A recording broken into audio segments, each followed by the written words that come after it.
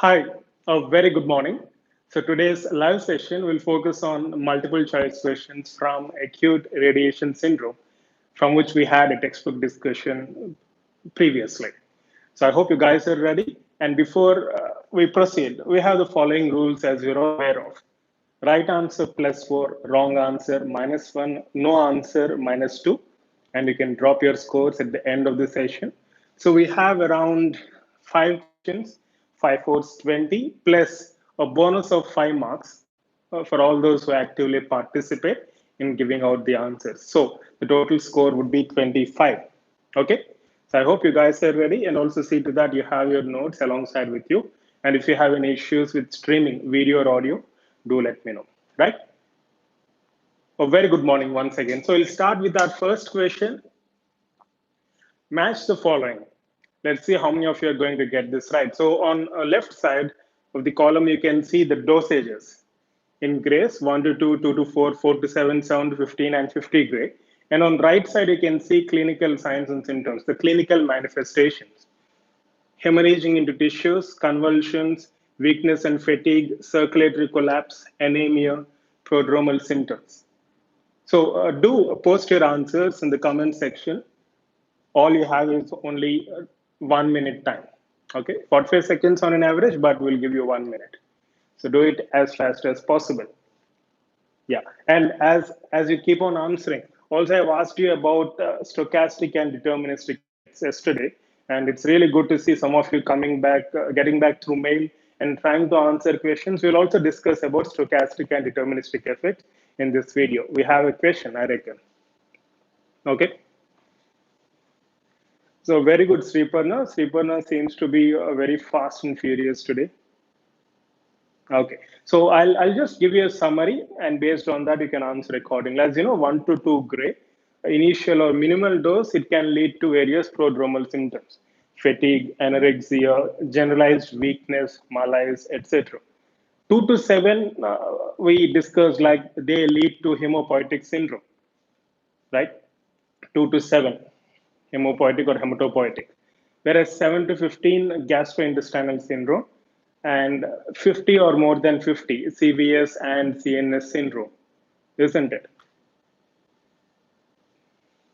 Okay, so I'll post the answer at the end of the session. In the meantime, you can try posting your answers from your side. Now let's move on to assertion and reason. Assertion states that after irradiation, there is drop in number of circulating blood cells, which include platelets, red blood cells, granulocytes, agranulocytes. That's the assertion. Reason: circulating blood cells are non-replicating and radioresistant.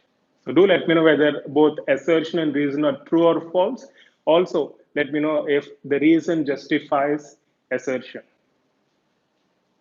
In fact, we discussed the same yesterday. We even had gone through a graph representing the number of cells with time once there is exposure to radiation in susceptible individuals. Good. So both assertion and reason are true, but they are independent statements. They are true, but reason doesn't justify assertion. The reason why there is drop or paucity in the number of circulating cells, as you know, is because the precursor cells or hemopoietic stem cells, they are extremely sensitive. They are radiosensitive, isn't it? And the number of cells we see depends mostly on their lifespan, as we discussed yesterday. Good. So both assertion and reason are true, but reason doesn't justify assertion. So I'll give you a maximum of 1 minute, so try answering as fast as possible. Okay? Good. Now let's move on to the next question, the clinical symptoms. Look into the question carefully. That's a hint I can give you. The clinical symptoms of hematopoietic syndrome include lymphopenia, drop in number of platelets, erythrocyte depletion, none of the above. So which one do you think is more appropriate?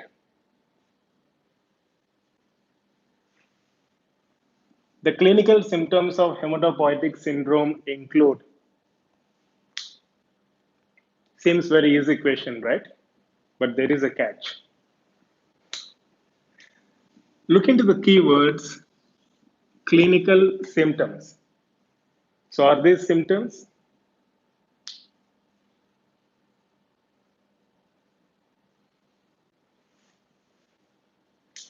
Exactly. So this is only to test your understanding between the terms signs and symptoms.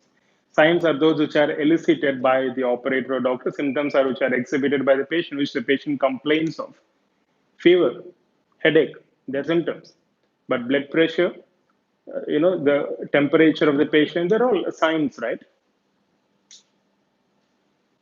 Exactly. Well done. So those have answered all. I'm really sorry. But in fact, it's good to answer wrong because you only get a -1. But if you don't answer, it's -2. So something is always better than nothing. Good. So the clinical symptoms of hematopoietic syndrome include none. So all of these fall under signs. So because of erythrocyte depletion, as you know, there is anemia. Because of platelet deficiency, there is a tendency for hemorrhage or bleeding.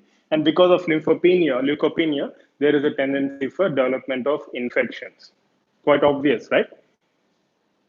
Okay, well done. Now let's move on to the next question.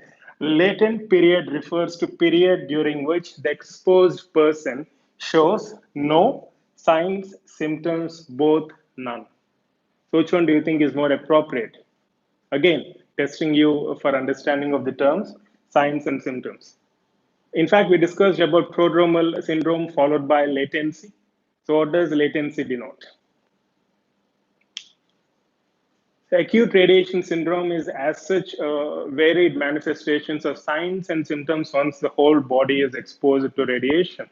So it's both. Latent period refers to period during which the exposed person shows no signs as well as symptoms. Both. Okay?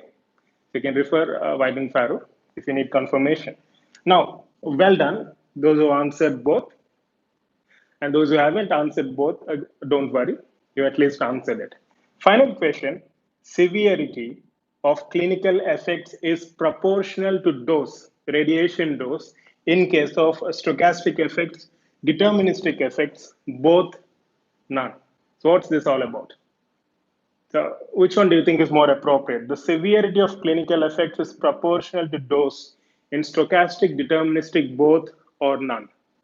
So related to that, now we'll get back to our first question where I haven't answered initially. So 1 to 2 gray, prodromal.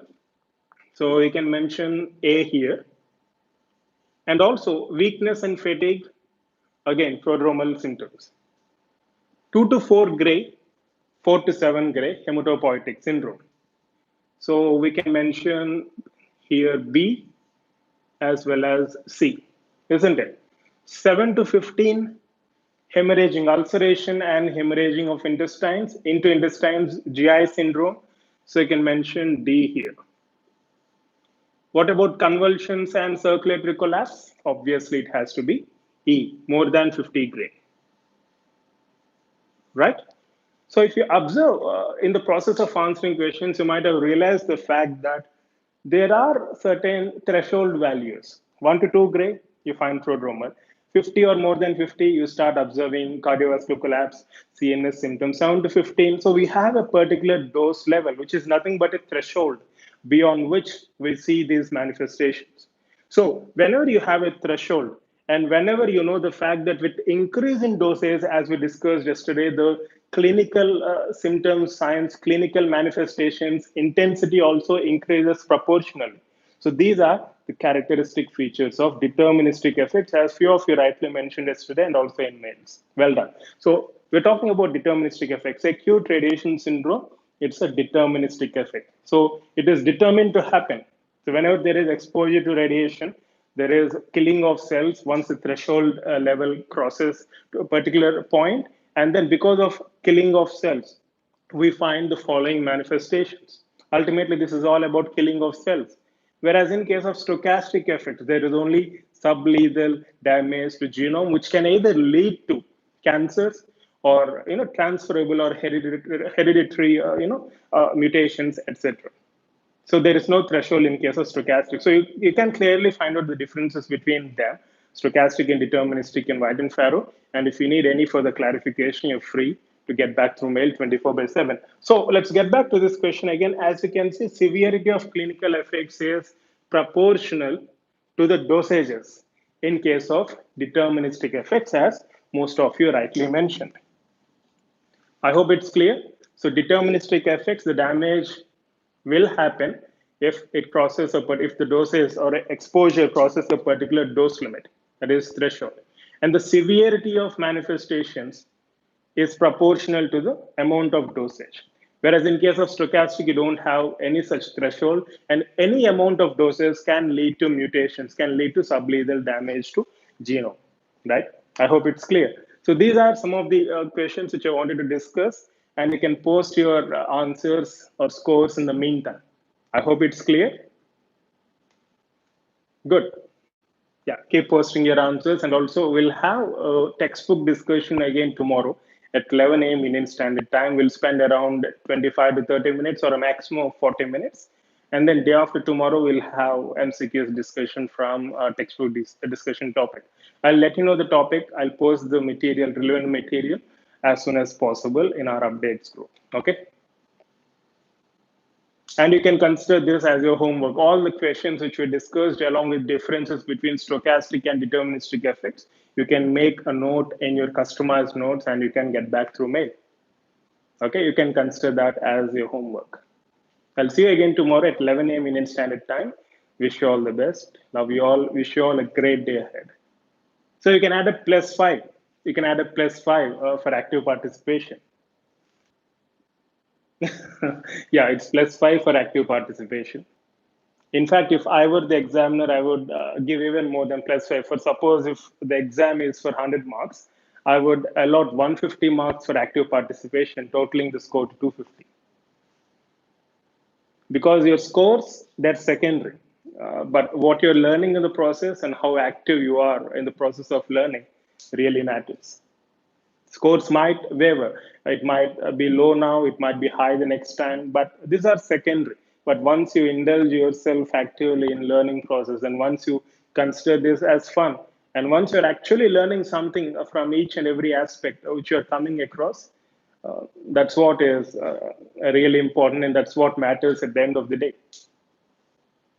Because you might score just 5 marks today, you might score 15 marks with better preparation, or you might score 25 today. But frankly speaking, it doesn't matter. Do not consider your scores as your sole criteria. If you're doing it, you'll always be under a tremendous amount of stress. That's not necessary at all. Just enjoy the process, see to that you're learning from the given task. That's what matters at the end of the day, right? Ankur says you always dump us in soup. No, my intention is not to dump you in soup. My intention is to make sure that you're swimming and coming afloat. Okay, guys, a lovely interacting with all of you. I'll see you again tomorrow at 11 a.m. Indian Standard Time. Take care. Ashi Kumar, where will be the discussion for Neo 9 batch? Sorry, I didn't get your question. You can find all the updates in our updates group, and you can have all the information related to that in our updates group itself. We'll have cumulative discussion in our study club, and along with that, we have batch-wise point and shoot tests, subject tests, etc. You can get back through mail for further clarification. Yeah, as of now, we're adding, in fact, we had a new wrap last week. We added that to our e-classes. We're working on more videos in our e-classes. Okay, yeah, take care, bye.